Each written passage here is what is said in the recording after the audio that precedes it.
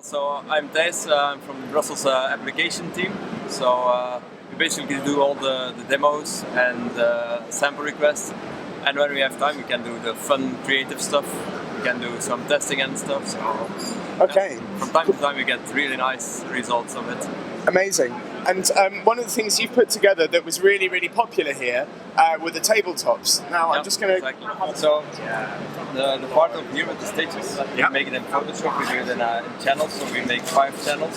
So CMYK plus white, and we fill them all with 100% of the image we want. And then we put it in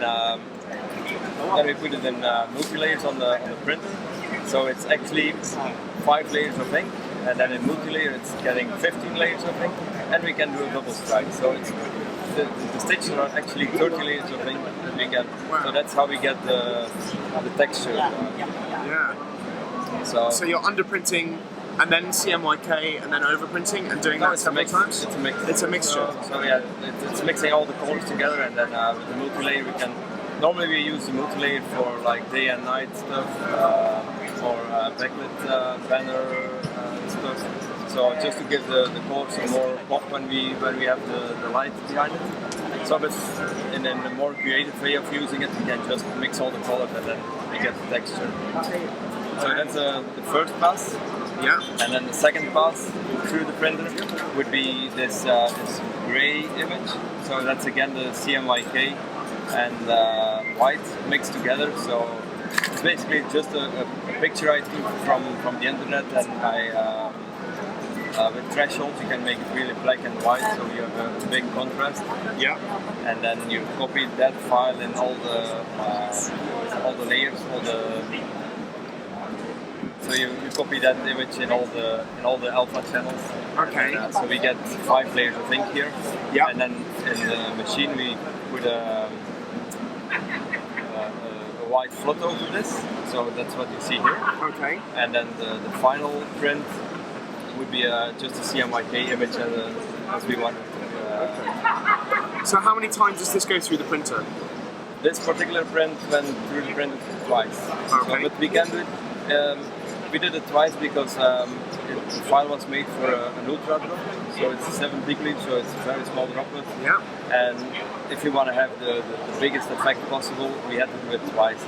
But on like the LX3, we printed on now, we could do it in one single pass. Wow.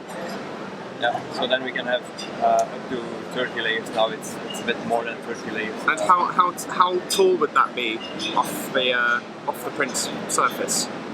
So if it's like a sort of a couple of millimeters maybe? No. Like small millimeter, I think. Yeah. It's almost a millimeter.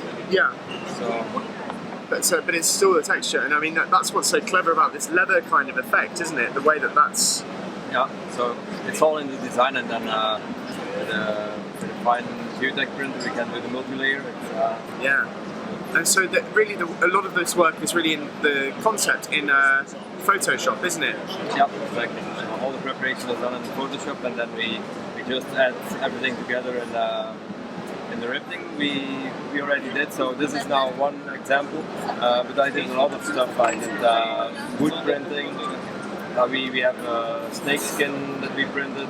I've had for a VIP event I made tabletops, which are so you take a tree and you take a slice of it, so you really have the ear rings in there. So, I actually have another example here. Okay, what's this? Well, so this is they call it a treasure box. So the people from Cats, so this is just cardboard, just Cats group, I know them, yeah. Yeah, so it's just regular cardboard, and then I did some of the wood magic on there on the file, so you actually have the wood printed on there. Yeah, it kind of feels like grain, doesn't it? Yeah, exactly. So and then they laser cutted it, so you can bend this cardboard because of the clever incisions they made. So it's that's one of the many creative things we can do with this technique. So that's basically what you do. You sit there playing around in Photoshop with different effects and playing with putting it through the printer. Yeah, and I have the best job ever. You literally do have the best job ever. You That's lucky guy. And if you've just got one last message for the people watching about the imaging of things and about this concept and why we need to share these kind of creative stuff, what would it be? I didn't expect this question, but I think it's just good to check the website from time to time because there are always nice, creative, new stuff coming up, and it's always good to have your sources, and then that could be one of the many sources you need just to get started and to get the creative engine started. So, yeah. Well, I'm hoping that that EFI will let me come over and visit you because I'd love to come and have a play around. Yeah. Cool. Okay. Tijs, thank you so much, buddy. Yeah. Look after yourself. Okay. Thanks for being here at Drupa, and thanks for creating this and telling us how you did these amazing projects. My pleasure. Really appreciate Thank you for it. having me. Thank you very much. Take care. Take care.